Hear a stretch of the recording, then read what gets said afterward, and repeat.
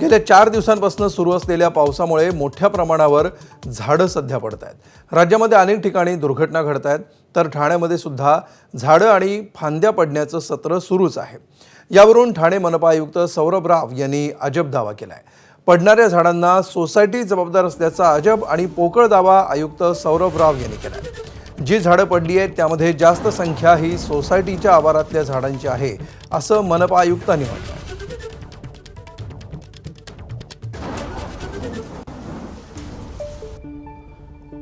Majority जे झाडे किंवा फांदे आपले पडत आहेत ते दोन ठिकाणावर किंवा दोन स्वरूपचे लोकेशन्सवर पडत आहेत। एक सोसायटीचे आतमधले जे झाडे आहेत त्याचा दायित्व महानगरपालिका युजली स्वीकार करत नाही, कारण तो इंटरनल संपत्ती असते महापालिकेचे हद्दीबाहेर जे असतात, आणि त्याच्यासाठी सोसायटी त्याचा मेंटेनन्स करते।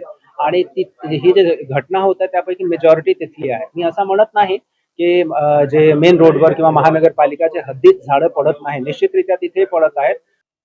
त्या आयुक्तांनी एकदा सांगावं की ती झाडं तोडायला लागणाऱ्या मशिनरी सोसायटीनेच विकत घ्याव्यात का, लागणाऱ्या गाड्या सोसायटीनेच विकत घ्याव्या का, आणि मग वृक्ष प्राधिकरण खातं काय करणार आहे? मतं मागायला सोसायटीत जाता ना, टॅक्स गोळा करायला सोसायटीत जाता ना, मग त्या सोसायट्यांना सुविधा कोण देणार?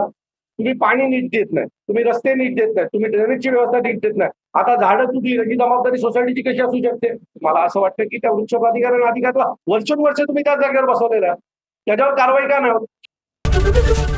एबीपी माझा, उघडा डोळे बघा नीट।